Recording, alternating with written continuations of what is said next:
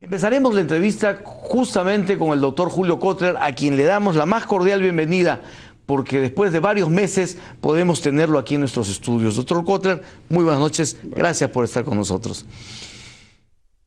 ¿Qué piensa usted de este proceso de revocatoria que estamos viviendo, con estos resultados, con esta expectativa que ya se tiene, no sé si decir solo en Lima o en todo el Perú, porque los partidos políticos se han metido de lleno en esto? ¿Qué piensa usted? Bueno, que es un proceso muy peligroso porque abre una caja de Pandora de la que pueden salir todas las sorpresas que uno se puede imaginar. Esta es una campaña que Montesinos se debe haber reído bastante, porque todas las técnicas que él ha usado de vilipendio, insultos, groserías, han estado de por medio, en que ha habido mensajes de conspiraciones internacionales y del oportunismo del APRA, que es realmente impresionante. ¿Por qué dice usted que es peligrosísimo este proceso? Porque cualquiera va a aprender de que usted puede acabar con las autoridades insultándolas, vejándolas, ridiculizándolas. Y eso es la técnica populista más corriente del mundo. Estos son escuelas de aprendizaje de cómo es que se votan a las autoridades. ¿Por qué cree usted que empieza este proceso con una altísima aprobación a una revocatoria de Susana Villarán en los segmentos CDE, en el B también y con apoyo de la A? Es decir, gran parte de Lima quería ver fuera a Susana Villarán. ¿Cree usted que esto es resultado solo de los insultos? No, por supuesto que no. Las autoridades se enclaustraron totalmente y nadie supo nada de lo que estaban haciendo durante cerca de 2 años. Pensaban que todo tenía que ser un problema de carácter técnico y se olvidaron del carácter político de una autoridad municipal. Frente a esa situación, que era una situación de silencio, de enclaustramiento y de tecnocrático, de conducta tan tecnocrática que nadie entendía nada. Pero además hubo otra cuestión, y yo creo que es muy importante.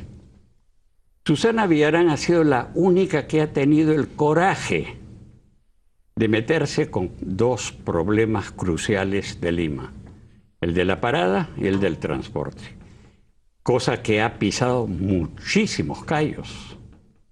Y para mucha gente ha significado una situación de crisis y de reacción negativa.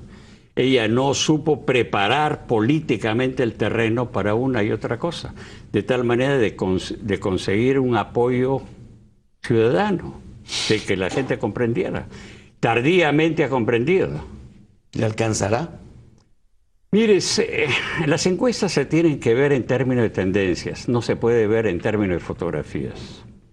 Si usted ve la tendencia, es impresionante, porque ella comenzó con 18% de aprobación y está ahora en 40%.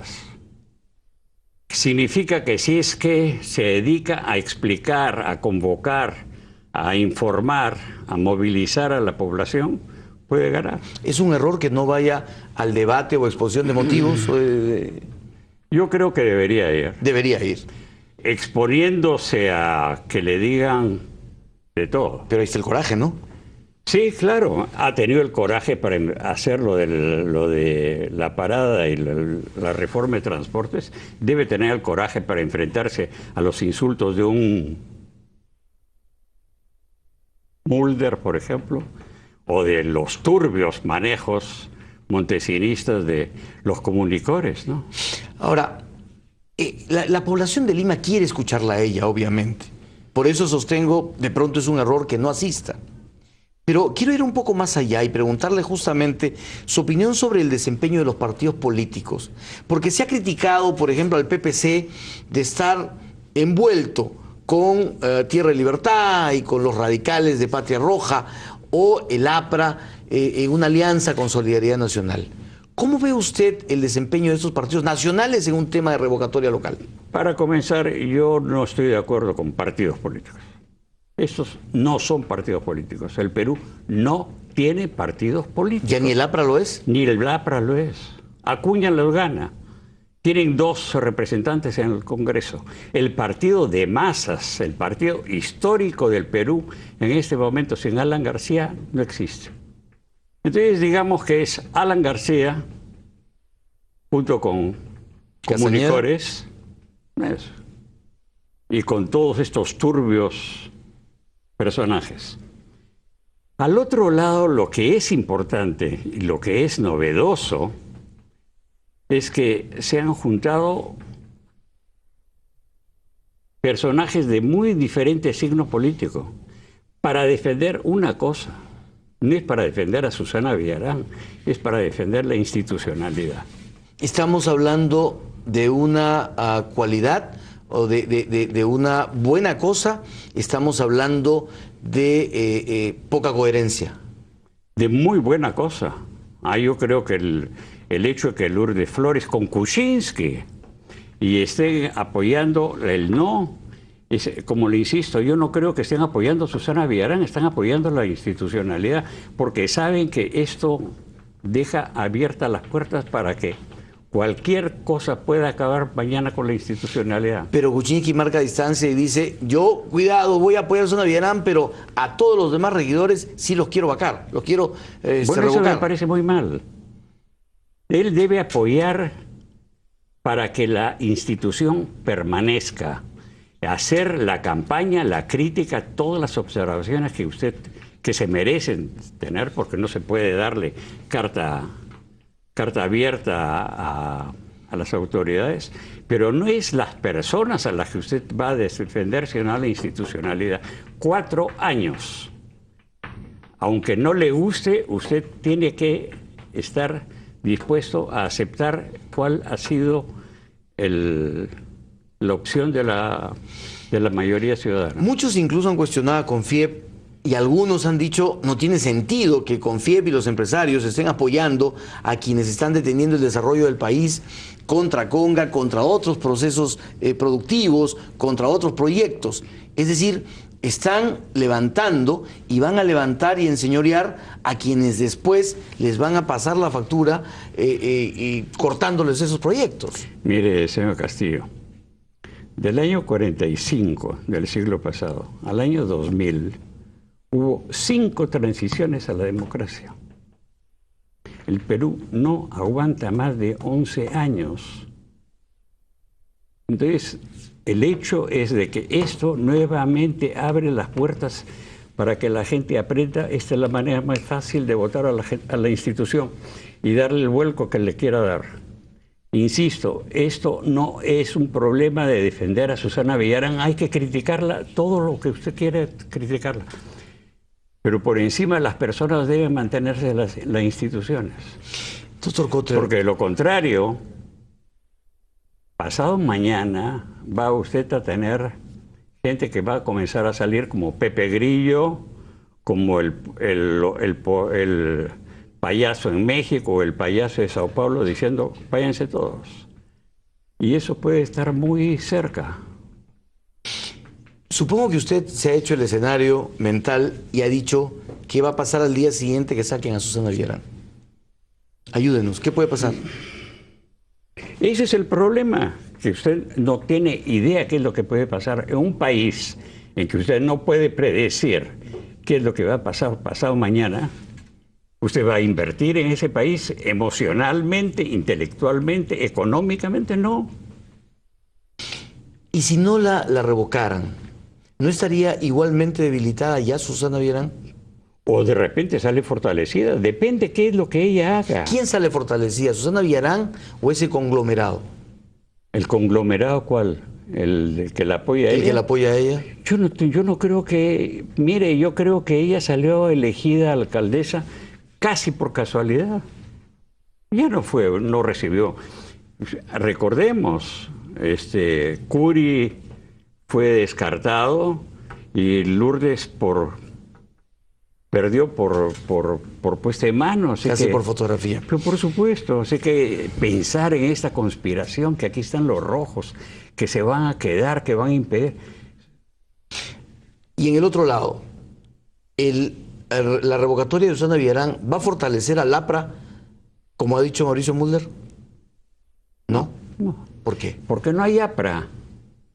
Va a fortalecer, Alan García va a salir ahí y a decir, yo lo hice. Si pierde, Alan García dice, yo no tengo nada que ver. Quiero aprovechar para preguntarle por Toledo y García después del tema de las casas. ¿Qué piensa usted, qué siente usted, cómo los ve a nuestros expresidentes? Bueno, no los veo en un escenario latinoamericano. Ninguno de ellos va a ser invitado a una importante reunión de expresidentes latinoamericanos. Comenzamos por ahí. No han sido invitados. No lo serán tampoco. Endesa invitará para que dé una conferencia el presidente García. Toledo verá la manera en que algún departamento de economía de alguna parte de Estados Unidos lo invite. Pero no son pues personas que tengan, en las que usted pueda encontrar un liderazgo político y moral, ¿no? ¿Han socavado con estas acusaciones ellos sus propios cimientos? No sé si han socavado, pero las han debilitado, obviamente. Ha sacado a relucir los lugares donde vivía ahí en la Torre en París, en la isla de la isla de Francia, o en la que tenía ahí. Entonces la pregunta siempre es de dónde saca tanto dinero. Cuando a un presidente le comienzan a cuestionar por su casa, realmente es... Y en el caso de Toledo, Bueno, yo no sé, lo que yo sé es que la casa no es de él, sino de su suegra. ¿Usted le cree? Pero si está en nombre de la suegra, que le pregunte a la suegra. Otro Kotler, ¿el papel de Castañeda a usted le queda claro en este proceso de revocatoria? Es un personaje muy gris, muy pusilánime y muy, ¿cómo le podría decir? Que no ha dado ningún tipo de explicación para que el 31 de diciembre, el último día de su mandato, firme una orden por 30 y tantos millones de soles y que desaparezcan en el firmamento. No es precisamente algo en la cual uno pueda quedarse tranquilo, ¿no? Cambiemos de tema, dejemos el ámbito local. Sus temores son muy grandes y usted ha dicho, a partir de ahora cualquier cosa puede pasar. ¿Y qué podría pasar el 2016 con este antecedente? O el 2014, en fin. Es que a lo que voy es lo siguiente. En un régimen político democrático, usted tiene la incertidumbre de quién va a ser el próximo presidente, pero usted no debe tener la incertidumbre de que si es que el régimen va a sobrevivir. ¿Entiendes? Bueno, el problema es que en el Perú siempre estamos con el problema, no tanto de quién va a ser el próximo presidente, sino si es que vamos a seguir en democracia o no. Y esa es una duda que también empieza a surgir ahora, a partir de lo que muchos han pues denominado como la reelección encubierta. ¿Tiene usted temor de que esto pueda suceder en el Perú? No. ¿Ninguno? No. ¿Nadine Heredia no va a postular? No. ¿Por qué tiene usted esa seguridad? Porque hay muchos intereses en contra. Y incluso legalmente, constitucionalmente, está en duda de que se pueda hacer. Humala no está en capacidad para hacer que el Congreso cambie la Constitución en las actuales condiciones. Sí. Yo creo que son especulaciones vanas. ¿Se necesita eso a partir de las palabras del presidente del Jurado de Elecciones o del presidente del Tribunal Constitucional en funciones? En fin, ellos como que han abierto la puerta diciendo si la Constitución lo permite, la ley no importa. Bueno, si es que usted tuviera mayoría en el Congreso y tuviera un partido que pesara, yo diría que es posible. Humala no tiene ni partido ni tiene el Congreso a su disposición. Yo no creo que él tenga ni el ánimo, ni la voluntad, ni la capacidad, sobre todo, para hacer que pase una ley de esta naturaleza. Se armaría una bronca de mil ¿Y demonios. cómo ve a Humala usted ahora? ¿Cómo ve el gobierno de Humala ahora? Bueno, como siempre, ¿no? Un gobierno que pasa, que está sostenido por el crecimiento económico, pero que no hay liderazgo político. No hay una masa política crítica que sea capaz de convencer a la gente. ¿Es un gobierno sin pena ni gloria? Sí, ¿Sí? Que no hace desabrido. nada. Desabrido. Un gobierno desabrido. ¿Que le decepciona? ¿O usted se esperaba algo así? Era de esperar. El gobierno de Toledo, el gobierno de García fue igual. No. ¿Cuál es la novedad en todo esto? Tenemos una economía que anda a piloto automático y ¿qué más? A pesar de los presidentes. A pesar de los presidentes, en el caso de mi buena amiga Carolina Trivelli, está haciendo una labor excelente, pero ellos son políticas sociales de alivio a la pobreza y qué sé yo, lo está haciendo muy bien. Pero A pesar de que estemos hablando de repente no de inclusión real, de generación de oportunidades, sino de clientelismo. No hay clientelismo. Para que haya clientelismo... No estamos haciendo asistencialismo, es decir, pura pensión, puro reparto de dinero, pero ¿dónde está la creación de oportunidad? Bueno, mire, el mismo crecimiento económico le da cierto tipo de oportunidades. Entonces el sector privado es el que está generando todo. Todo no, pero hay también políticas sociales más o menos en el sector. Entonces es una combinación entre crecimiento económico por el sector privado y políticas sociales. Pero más allá de eso no existen las reformas mínimas que este país necesita. ¿Cuáles esperaría usted? ¿Las reformas? Sí. ¿Qué reformas para comenzar, esperaría tiene usted? que haber una reforma en la estructura productiva, por Dios. Este es un país que tiene el 70% de la población en el sector informal. La diferencia de productividades entre la minería y la agricultura pueden ser de 300 veces. Entonces usted tiene motivos aquí para hacer un montón. En educación, lo que falta, en salud pública, por Dios. El gasto en salud pública y en educación está por debajo de todos los países latinoamericanos. ¿Por qué cree usted que no se hace? ¿Por incompetencia? ¿Por miedo político? ¿Por falta de recursos? ¿Por qué? El otro día yo hice la misma pregunta.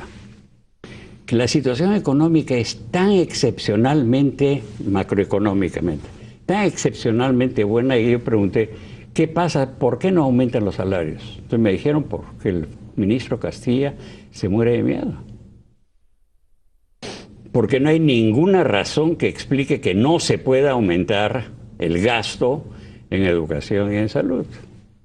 Nos sobra plata. Este es un país excepcional. Nos sobra plata y nos falta carreteras, nos falta educación, nos falta salud y todo lo demás. ¿Incompetencia en el Estado? Bueno, pero eso forma parte de la historia, no tiene... Estructural. Eso es estructural. Sobre todo incompetencia para las cosas que se requieren. Este es un país que sigue teniendo unas brechas impresionantes. Ahora, el presidente Ollanta vuelve a un discurso que le hemos escuchado a muchísimos presidentes. La culpa la tienen los otros gobiernos. Sí, claro. A 2 años casi de su gobierno, sigue pensando en echarle la culpa a los demás. ¿Esto a usted le parece válido todavía? Bueno, perdón, hay determinados problemas estructurales que es historia. Usted no va a cambiar de la noche a la mañana ni la educación, ni la salud, ni la economía. Pero usted tiene que comenzar a hacerlo, esos cambios. Y no se observan, pues, cambios significativos en muchas cosas. En educación hay esfuerzos para mejorar la calidad, pero todavía es muy Pobre. todas las iniciativas que se han hecho.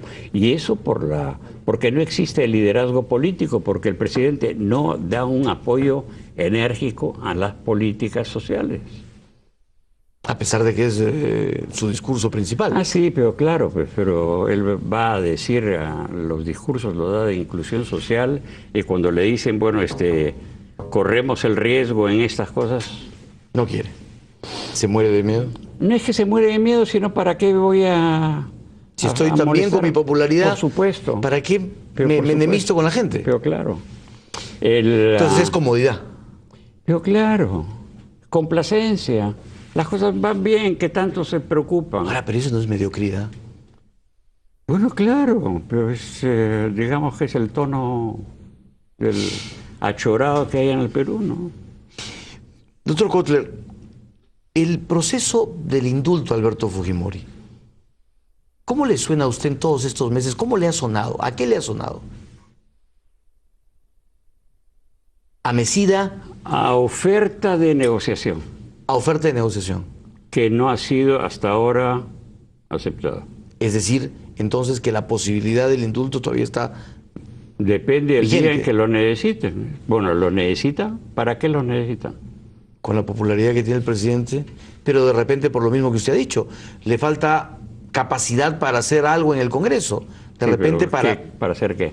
Ah, no lo sé, de repente para abrir la puerta a Nadine Heredia para que Lo postule. dudo, porque la señora Fujimori también quiere ser presidente. Entonces, dudo que para eso se pueda negociar. ¿Está mal llevado el proceso del indulto? Le hablo desde el Ministerio de Justicia, le hablo desde la familia Fujimori. No ¿Es una sigo, comedia de no sé. equivocaciones? Bueno, es una comedia de equivocaciones porque hay esas ofertas y no hay demandas. ¿Qué es lo que quiere el señor Humala? ¿Por qué no dice no? ¿Por qué lo mantiene? Algo está esperando. ¿Por qué no lo dice? ¿O por qué dice sí? ¿Por qué no dice sí de una vez? ¿A cambio de qué? Estamos hablando de políticos, ¿no? Estamos hablando de políticos, exactamente. Bueno, es que el señor Humala pues no sabe de política, No es político. no es político. Seguramente él se enorgullece de eso, pero está en la presidencia de la República. ¿La política es la señora Nadine? Ella hace una política de popularidad, pero que no se ve que ella tenga un liderazgo para llevar a cabo determinados tipos de medidas, ¿no? Es posible que ella tenga mucha influencia para colocar gente en determinados puestos, pero no para el diseño de las políticas de esas personas. Dos temas importantes. Conflictos sociales. ¿Se vienen una ola de conflictos sociales o el gobierno está pudiendo dominar ese tema? Mire, los conflictos sociales más importantes son las comunidades con minería. Y esos son conflictos que yo llamaría naturales. Digo naturales porque es una penetración capitalista en lugares atrasados, aislados y pobres, en que la gente, uno se ve invadida, marginada y atemorizada por todo lo que se viene. Entonces, llegar a acuerdos ahí es difícil y es posible que en algunos casos sea positivo y en otros casos sea negativo, pero eso yo diría que eso va a ir adelante. Ahora se está institucionalizando el diálogo y es posible que en algunos lugares sea posible Que puede haber avances. que pueda haber avances. Una de las cuestiones que no se dice, se dice siempre la cantidad de conflictos que existen en el Perú. No se dice la cantidad de conflictos que se han resuelto. Probablemente sean mayor el número de conflictos resueltos que el número de conflictos existentes. Doctor Kotler, ¿reajustaría usted el gabinete? ¿O sugeriría un reajuste en el gabinete? No tiene mayor sentido si es que usted no define para qué lo quiere ese reajuste. ¿Mantendría entonces al primer ministro? ¿Qué opinión tiene de él? Bueno, es con el mismo color del presidente, ¿no? Está ahí flotando en el aire, ¿no? ¿Tan desabrido como el gobierno del presidente? Bueno, pero es que si es que ahí el problema es que si es que usted no tiene el apoyo sostenido y la orientación que el presidente quiere darle, poco, a veces, por muchas virtudes que tenga el primer ministro, al menos que tome una autonomía y se decida a correr por su propio lado, a riesgo de que en cualquier momento lo saquen porque hace cosas que el presidente no quisiera que se hiciera. Doctor Julio Gottler, muchísimas gracias por su presencia esta noche. Muchas gracias. Esperamos, por supuesto, volverlo a tener con menos distancia de la que hemos tenido ahora. Bueno, gracias. Muchísimas gracias, muy amable.